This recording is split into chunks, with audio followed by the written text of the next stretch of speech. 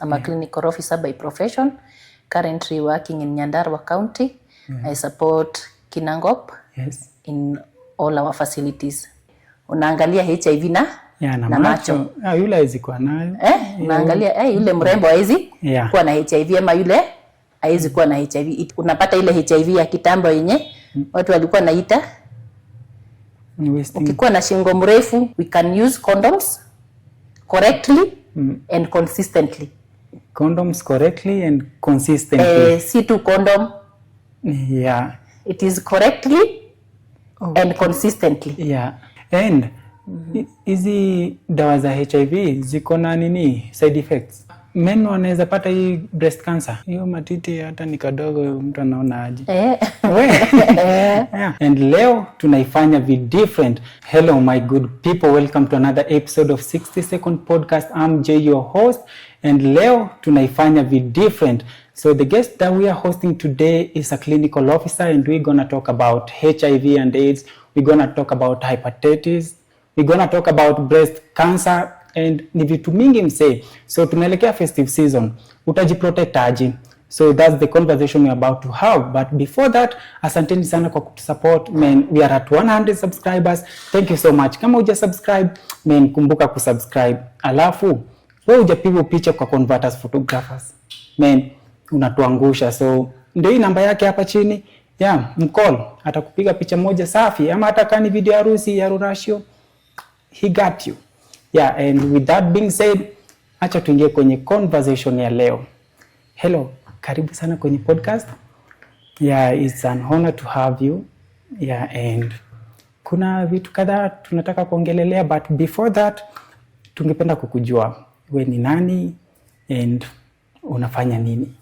My name is Beatrice. I'm a clinical officer by profession, currently working in Nyandarua County. I support Kinangop in all our facilities. Oh, okay. So for how long have you been doing this? I've been working for more than 13 years, practicing especially in the HIV clinic, in TB clinic, and also in the general clinics. That's amazing. And so that's where we're going to start. And my first question will be, what exactly is HIV and how is it different from AIDS? Okay, I think that is a very good question. One, it is good that you have invited me, especially during this festive season, but you'll find ourselves, because of our behaviors, we find ourselves getting HIV or getting even other infections, including hepatitis, because of not taking measures.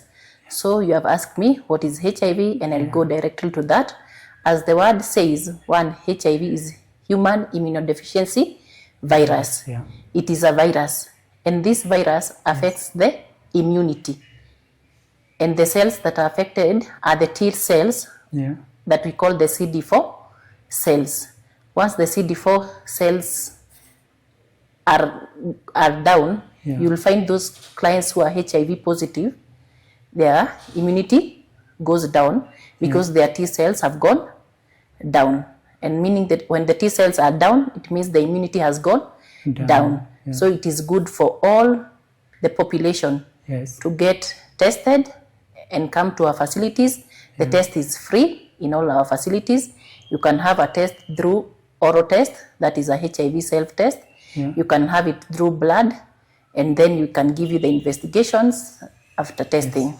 Okay. And what's the difference between HIV and AIDS? HIV is just the virus itself that has lowered the immunity. But AIDS is an acquired immunodeficiency virus, and that is an advanced stage. So it is HIV that has progressed to a disease, an advanced disease. And that's why you'll find the immunity has been weakened completely. And that's when you can get infections. And amongst the infections that you can get when you have gone to the advanced stage are TB. You can find yourself getting cryptococcal meningitis. You can find yourself getting pneumonia. You can find yourself getting severe diarrhea. So it is right for our population to know, once you get tested early, it is good because you'll not find yourself progressing to AIDS when you are offered treatment at an early stage. Oh, that's good. And how many types of HIV are there? Currently, we have 2 types of HIV.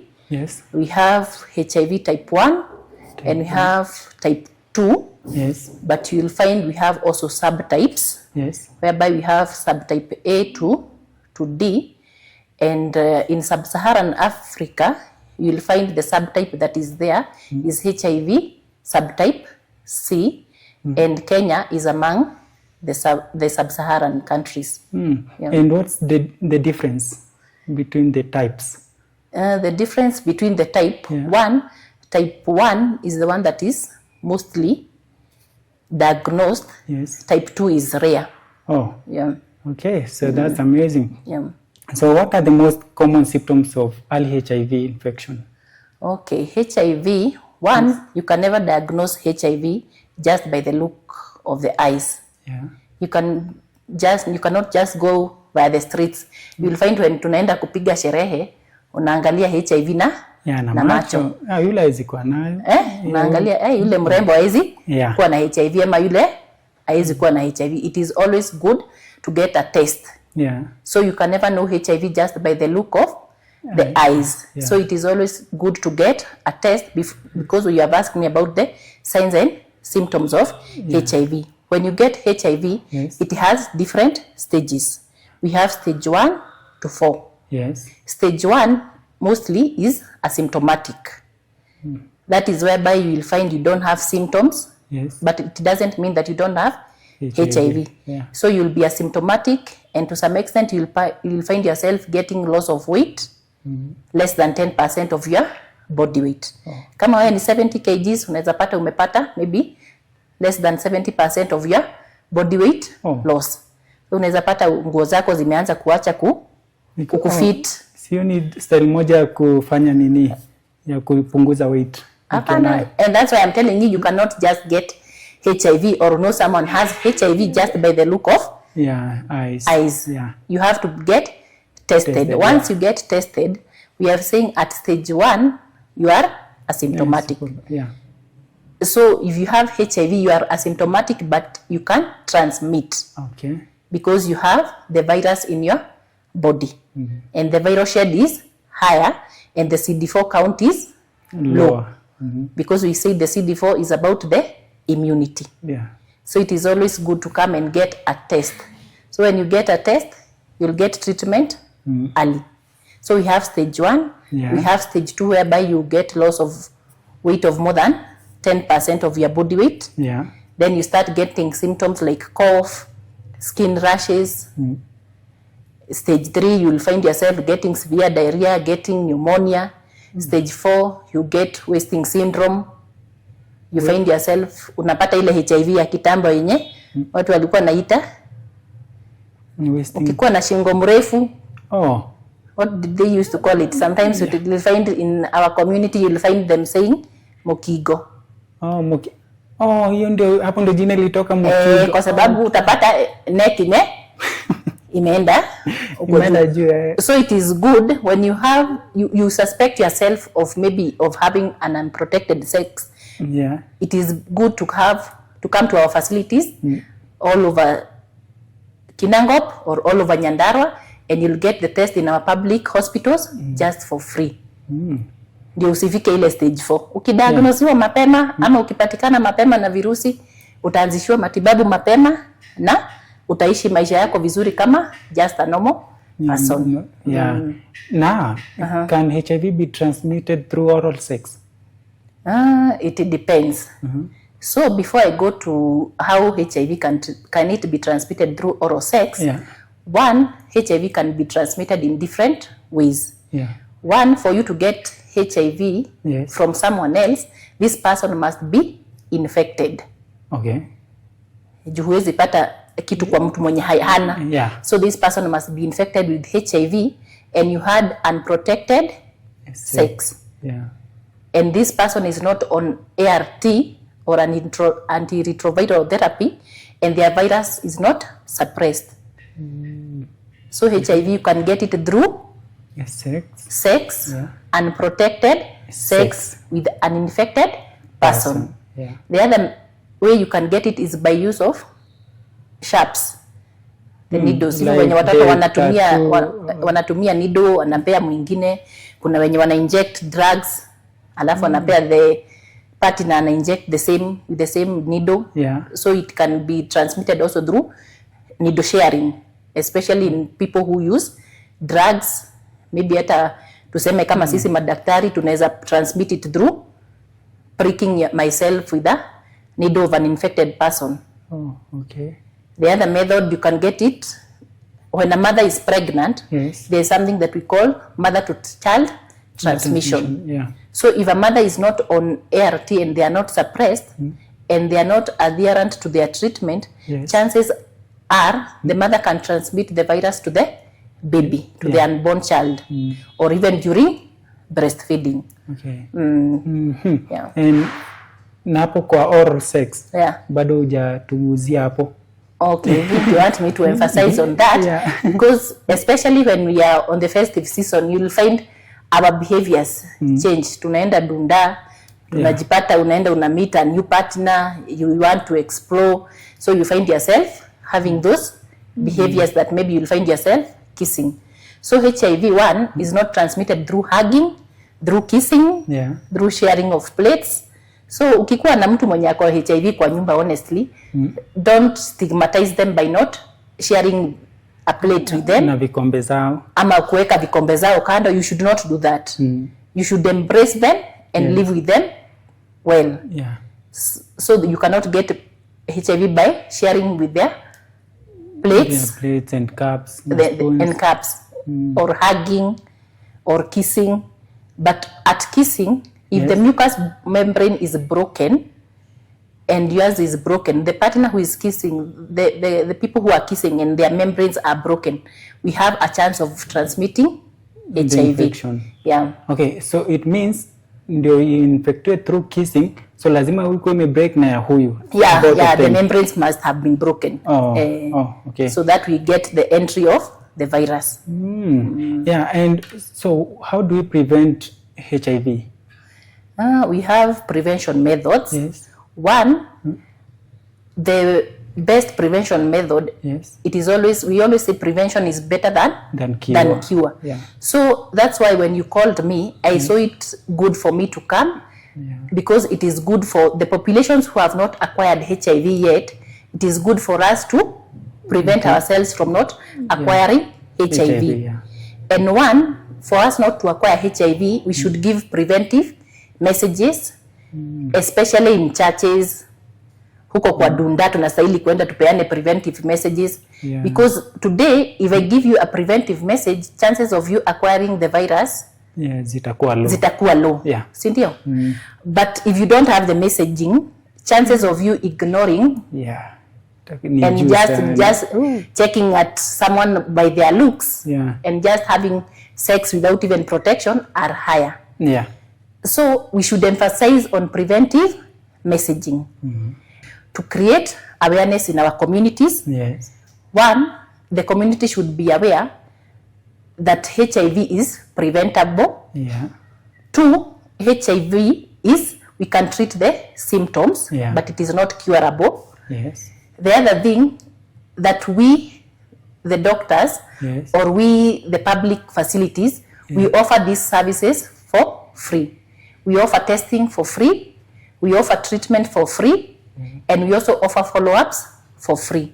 So how do we prevent HIV? Yeah. One is by offering the IIC materials or information materials. Yeah.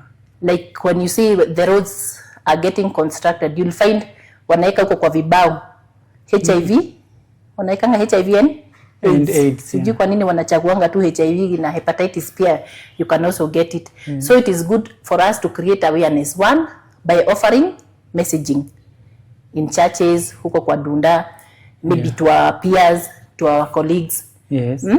And one, the preventive messages. Then two, we can use condoms correctly and consistently.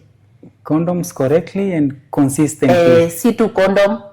Yeah. It is correctly and consistently. Yeah. And I wish I came with a model just to demonstrate how you're supposed to use a condom correctly. Yes. So I think in the next podcast, I can just come with the models, a female model and a male model, and show you how to correctly use a female condom and correctly use a male condom. Because if you don't use it correctly and consistently, chances of transmitting are higher. Okay. So we have said we have the messaging, we have the condom use. The other thing is consistently and adherently using antiretroviral therapy. Antiretroviral therapy. That is ART.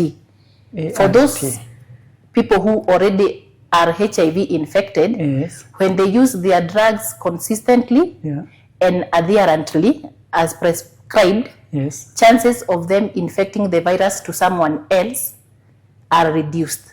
Oh, okay. And that's where we get the messaging of U is equals to you. Undetectable is equals to untransmittable. Okay. Someone who has taken their ART consistently and adherently, their virus is suppressed ama inalalishwa na dawa mpaka inaenda 0, to an extent haezi transmit HIV to someone else. Okay. So it is always good. Msiogope watu wenye wako na HIV sana tena hata watai kuwasalimia. Wakiwa virus imelalishwa vizuri na dawa, anaweza have sex life yake vizuri tu kama just a normal person na hata transmit HIV. The other thing we can prevent is by use of PrEP. We have PEP and we have PrEP. PEP is post-exposure prophylaxis, and you'll find PrEP is the one that people use. It is the one that is mostly used, or mostly you come to seek in the facilities. You'll find after a long weekend, after a long holiday, you'll find someone will come and say, nilikuwa na condom bust. So unaona kama jana ilikuwa Friday, Monday, hizo condom bust itakuwa mingi sana. Unprotected sex utapata zilikuwa mingi. Utapata mtu anasema alirepiwa. So that's why they come for PEP, post-exposure prophylaxis, but you must come for it within 72 hours. That is post. But if your behavior, if you have a high risk behavior, or you habitually come for PEP every Monday you must come for PEP. We always advocate for you having a longer preventive method, and that is PrEP, pre-exposure prophylaxis. And pre-exposure prophylaxis, we have two types. We have event-driven PrEP, and we have long-term PrEP. Event-driven PrEP, we use it is an event, just as the name is suggesting, it is an event. Demoja then nivo. You just take it, there's a way we prescribe it. It is called 2-1-1, but the research has just been done in men. So we only prescribe the PrEP only to men. And the men are given 2 tablets 2 to 24 hours before the sexual encounter. Unapewa tembe 2 within 2 to 24 hours before the sexual encounter. Alafu unameza tembe ingine 1 after 24 hours. Then after hii 24 hours umemeza hii 1, you take another 1. So ni 2-1-1. Watu wenye wanaradanisha huko Nairobi utaona watajua kuna kuwa na PrEP, event driven PrEP, ingawa even in our facilities we have people also who come for event driven PrEP, that is 2-1-1. And we have long term PrEP. Long term PrEP can be taken by all populations. And the long term PrEP, you should take it fast. The first 7 days you should use duo. You should use that PrEP and use condom. Unatumia hiyo PrEP na unatumia condom for 7 days. Then from there henceforth you can continue using that PrEP continuously until time yenye risk yako utasikia saa hii ni kama I want to be faithful to one partner. Saini kama I don't want to have unprotected sex or unsafe sex. Yes. So I'll stop using PrEP. So you'll continue for some time then stop. Kwa hivyo ni vitu mingi zenye siku najua za HIV. Na ni vizuri kujua. It is good to know we are saying prevention is better than cure. Yeah. And I just wish people can take up PrEP. Lakini kama have sex so hauhitaji hiyo, si ndio? Hauhitaji hiyo. Lakini si unajua hakuna mtu atakwambia ati have sex. Kuna watu wako celibate I don't think most people will have sex at one point in their lifetime. Yeah, that's true. So it is good to know the preventive drugs. And these drugs are available and they are free of charge at our facilities. Kwa hivyo watu kupata HIV ni kujitakia. So how long will it take after starting the medication for the virus to be undetected? And before maybe I say about the PrEP. I know umesikia watu wanadungwa PrEP. Kuna injectable PrEP also. We have oral PrEP and we have injectable PrEP. So injectable ni ile unadungwa every 6 months. But currently it is unavailable in our setup, in our facilities. But once it is available, I think I'll still come here and create awareness to our population. We're confused. So how long does it take after starting the medication for the virus to be undetected? Okay, for you to be undetected, that is a very good question you have asked. Yes. One, you must get tested. When you get tested, then the healthcare provider will take you through counseling sessions for pre and post test. Pre and post test. We have pre and post test counseling. Then you have done the test. If the test turns positive, a clinician or a lab personnel will retest you and refer you to HIV clinic. Once you are referred to the HIV clinic, you will find a clinician. You'll find, we have also peer educators. You'll also find maybe a mentor mother who will guide you on how to take your treatment adherently. So you'll first get counseling before treatment. Then you'll go to a clinician. The clinician will also take you through counseling again, and then they'll refer you to the lab for some tests. One, they must have you get a CD4 so that we check how your immunity is. You'll also get other baseline investigations. Maybe they'll want to check your kidney function. Maybe they'll want to check your liver function. Maybe they'll want to check on whether you are pregnant, whether you are diabetic. They also check whether you are hypertensive. So you'll be screened on even other conditions. You'll be screened on maybe non-communicable diseases. You'll be screened on opportunistic infections like TB, like pneumonia, like bronchitis, like cryptococcal meningitis. You'll be screened on that. And once the clinicians finds that you don't have any of the opportunistic infection, they'll directly initiate you on ART or antiretroviral therapy. Once you are started on the ART, the clinician will prescribe to you and guide you on how to take your treatment. You'll be guided maybe after 2 weeks you have to get back to the clinician.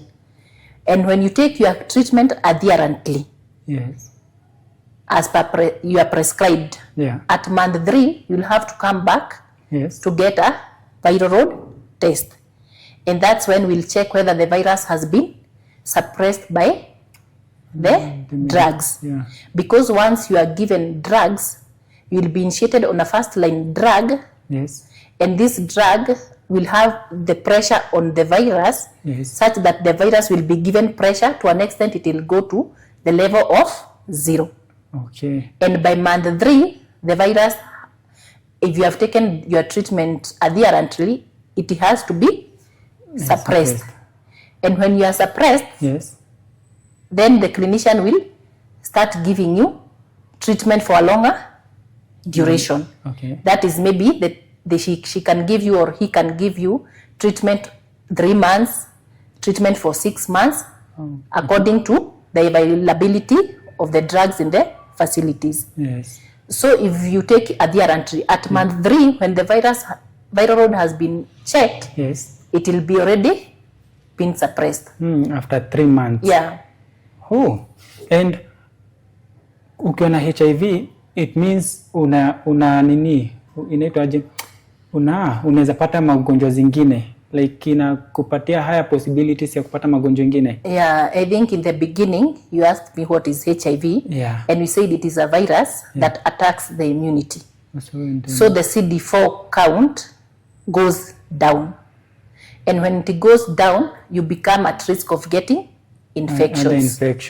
And these infections, we have said, before the clinician starts you on the treatment, he or she will screen you for opportunistic infections. Opportunistic meaning when your immunity is down, chances of you getting attacked by TB are high.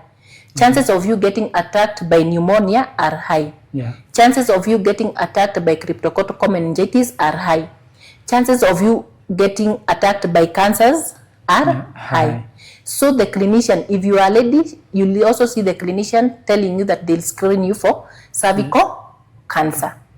Because we always say HIV positive women are at higher risk of developing cervical cancer than those who are not HIV positive. Okay. And hizi dawa za HIV ziko na nini side effects? Yeah, that's why after you are initiated treatment, the clinician after 2 weeks you'll come back for them to check whether you have side effects. Okay. You might have maybe insomnia, you might have maybe skin rash, you might have maybe diarrhea, you might have vomiting, but it is just like any other drug.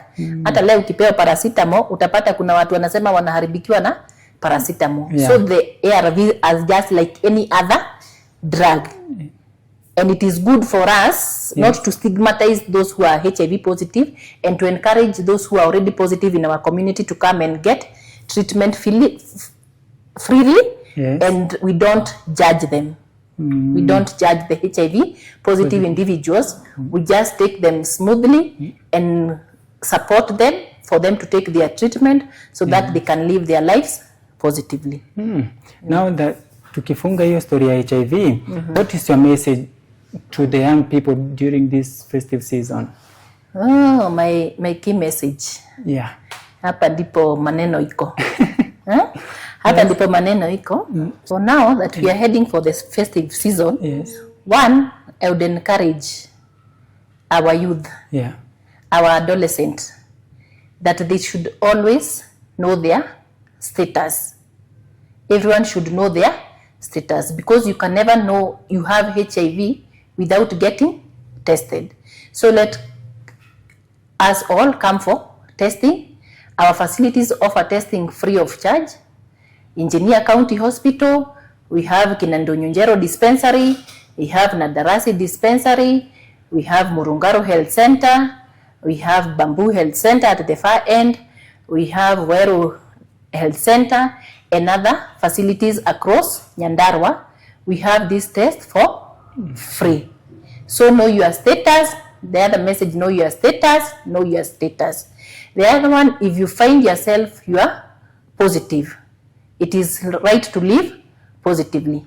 By living positively, you have to take treatment and be adherent.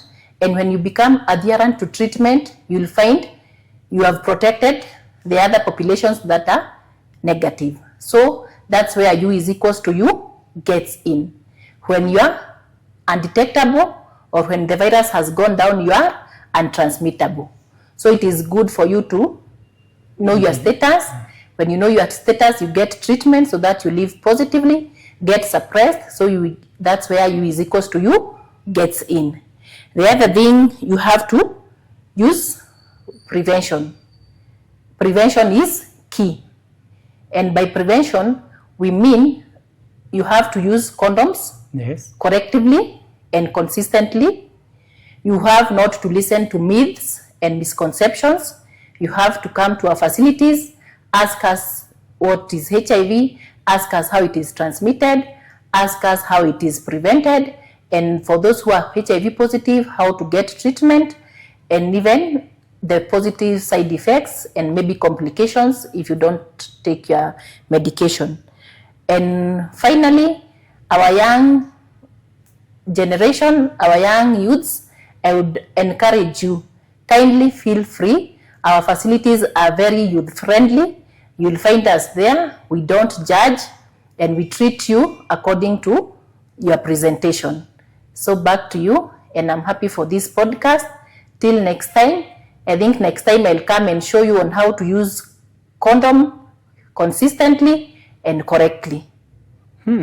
Oh, kuna kitu nilikuwa nimesahau. Let me just ask you, how many people are wamepimwa positive in Kenya? Currently we are at 1.something million. Oh, God damn. But in Nyandarua, we have more than 10,000 clients living positively with HIV. Na nani wanakuwa affected sana, ladies or men? We have ladies, and the reason as to why ladies, because ladies are prone to coming to facilities to seek for services. Wadau, so mmesikia mtumie condoms bana, hata ikiwa ni siku 10 natumia condoms. So on the key messages on prevention, we have said about the messaging. Secondly, we have said about knowing your status. We have said about correctly and consistently use of condoms. We have said we have availability of PEP and PrEP. And the other one is health-seeking behavior. And also change of behavior in our community. Usipime HIV kwa macho. And we have several tests. One, we have oral test. That is a self-test that you are given in our facilities free of charge. And you can also come and get tested by a prick. Uamuzi ni wako. So unaweza kujia self-test pale kwa desk yetu, ama unaweza kujia just a prick and get your results. So wadau, mambo ni kama hayo, mwache kupimana na macho.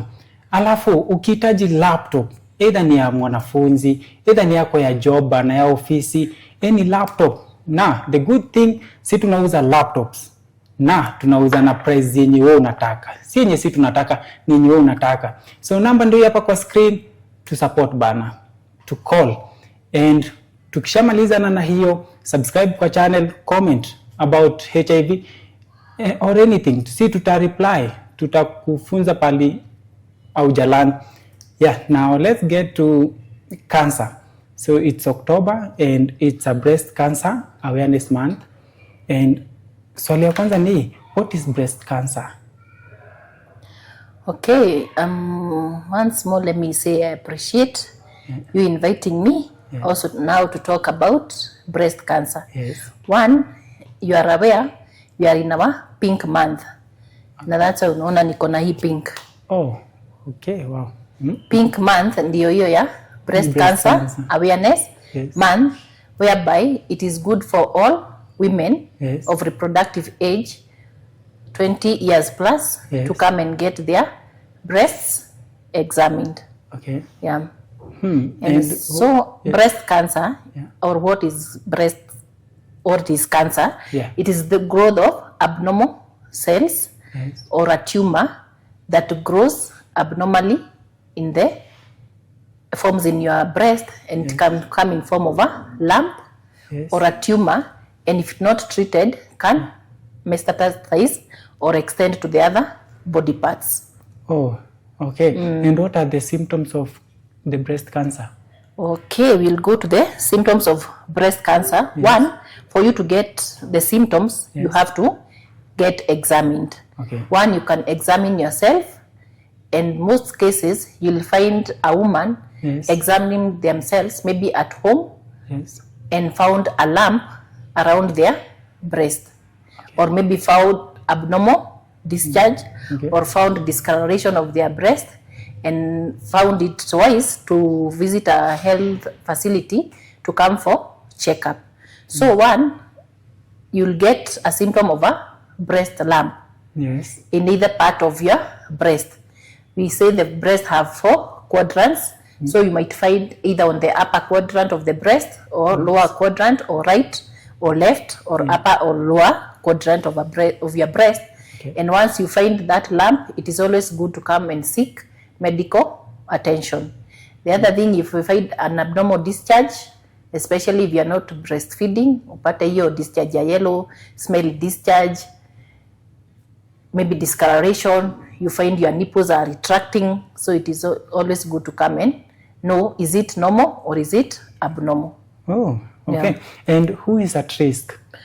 Okay. The risk of breast cancer, yes, sometimes women who are 40 years plus are more at risk. The other people who are at risk are those people who have a family history of either breast cancer or ovarian cancer or any other form of cancer. Yes. They are at a higher risk. The other people maybe might be because of genetics.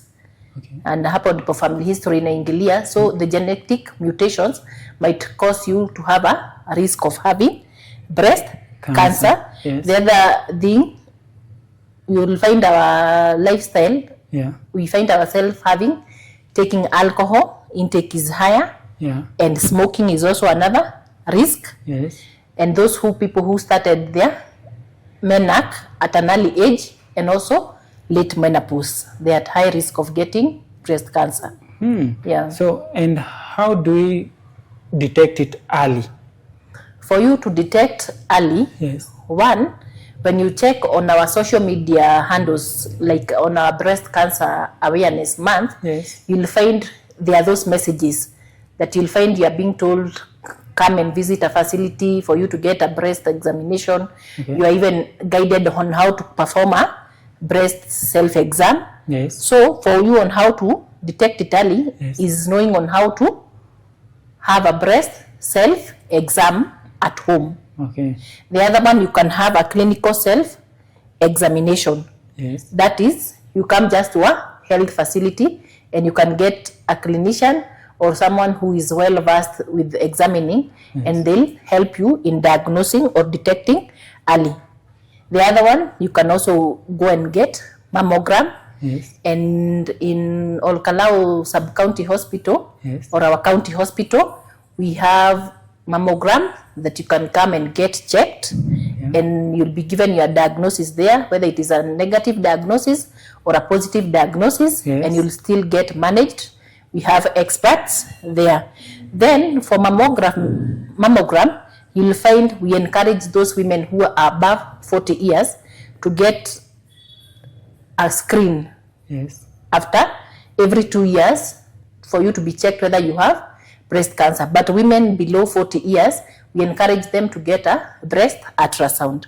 Breast ultrasound. Yeah, and for the breast ultrasound, in Engineer County Hospital, we offer that, and also in JM Karaoke Hospital, we do offer too. Yeah. And breast cancer in cause death? Yeah, if it is not detected early, yes, death or the prognosis, yes, is poor. And by meaning prognosis is by treatment yake, kama umediagnosiwa late, chances za survival zinakuwa minimal. So it is good to come and get tested early, yeah, or detected early. And it is good also to know how do I self-exam myself, yes, or how do I detect it early for me to get treatment early.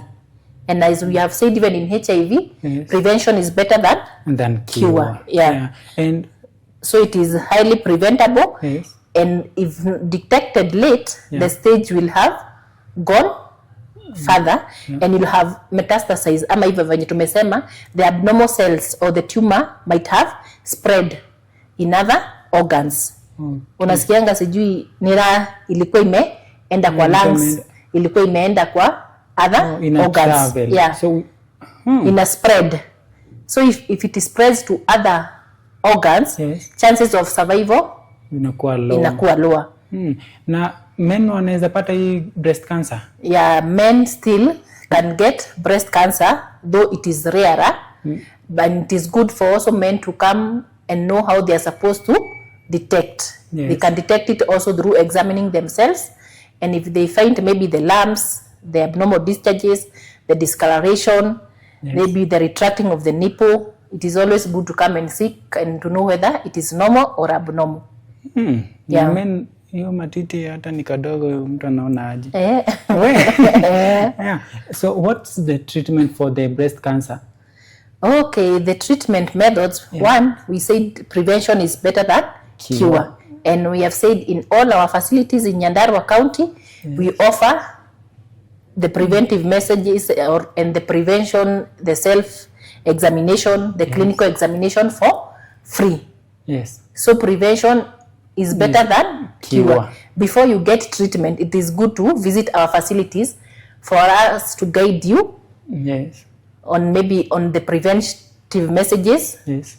Through maybe living healthy, kukuwa na diet mzuri, kujua kuji-examine on how you are supposed to examine yourself. And when you are detected early, you won't find yourself coming to get hospitalized for treatment. But even in an eventuality you find yourself isha kupata, we have treatment options. Yes. And among the treatment options, one, we have surgery. You'll get there are those people who wanatolewa the breast. Then we have chemotherapy. We also have radiotherapy. Yes. Sometimes we have hormonal therapy. So we have options, and among the options tumesema it is good we focus on prevention messages. Prevention. True. Na hii chemotherapy nasikiaga ni expensive. Kuna inaitwaje, NHIF ilitolewa, so sasa kuna SHA ina support hiyo chemotherapy. For SHA, one, it is good to emphasize on our community to encourage them to register on SHA. SHA is working, but for some conditions, the client must have paid their premium. So that SHA imsimamilie. So lazima na for a long period ama ukiweza lipa leo then anastahili premium yake iko fully paid. And so what's your general advice to people with breast cancer? Okay, my general advice for people with breast cancer, one, for those who are not yet diagnosed with breast cancer, let's keep on encouraging ourselves to get examined, one, for us to detect it early, and also to prevent. The other thing, for those who have girls, young girls, it is always good to train them on how they are supposed to examine their breasts, and also to report once they detect an abnormality to our facilities, or maybe even to someone who may bring them to the hospital. The other thing, for those who already are survivors of breast cancer, I think it is good for them to give encouragement to those maybe who have already been diagnosed. And the ones who are diagnosed, we embrace them and we support them in treatment and give them the best. And before tukafunge, kuna swali moja nilikuwa nataka nikuulize. And if ungekuwa na ability moja ya kutengeneza one law yenye kila mtu duniani angeifuata, ni law gani ungetengeneza na kwa nini? I think if today I was given the opportunity to make a law, I would encourage all clinicians, all nurses, all medical personnel to have a patient-centered approach and always to have the patient's need at heart. Why? Because once you have the patient's need at heart, most of our patients, when they come to our facilities, one, they are not maybe even physically sick. Most of them are just psychologically sick, and they just want someone to listen to them and give them a word of encouragement. Next time I'll come with the PrEP medications, I'll come with the condoms, the male and female condom for us to know, and I'll come also with the ARVs, and also maybe I'll come with a model here to show you on how you're supposed to examine your breasts for you to detect breast cancer early. Before tufunge this episode, kuna maswali kadhaa yenye tumepatiwa tukuulize, and ni what is hepatitis? Okay, I know maybe that is somebody who might be concerned about hepatitis. One, because hepatitis and HIV both are viruses. Yes. And hepatitis, one, it is the inflammation of the liver. Okay. That can be caused by viruses. Yes. It can be caused also by alcohol. It can be caused also by other medications, or even other diseases can cause inflammation of the liver. So what does the liver do? Okay, the liver helps the body by removing toxins. Yes. It aids in digestion, fighting of infections, and also storing energy. Oh, okay. Yeah. So what are the types? And when you have hepatitis, Yes. you see already your liver is inflamed. So the functioning of this, the aiding of digestion, the fighting of infection, one is destroyed if the liver is destroyed. Okay. So what are the types of the hepatitis? Okay, we have 5 types of hepatitis. Yes. But I know most people know of one type, and that is hepatitis B. Yes. And the reason as to why maybe they concentrate so much on hepatitis B, because one, it is sexually transmitted. Yes. That is, you can get it transmitted through blood or through using of sharp objects. Yeah. Or also a child can get it from the mother. That is from mother to child transmission. Yes. During pregnancy. That's why even when our mothers are coming for antenatal clinic, Yes. you'll find we screen them for hepatitis 2 for us to prevent the child from getting mother to child transmission hepatitis. So we have 5 types of hepatitis. We have hepatitis A, B, C, Yes. D, and E. And A and E are transmitted through food. B is through blood, C also through blood, and D, you must have B for you to get D. Oh, you must have B to get D. Yeah, for it to occur. And so, what are the common symptoms of hepatitis? The commonest symptom is yellowing.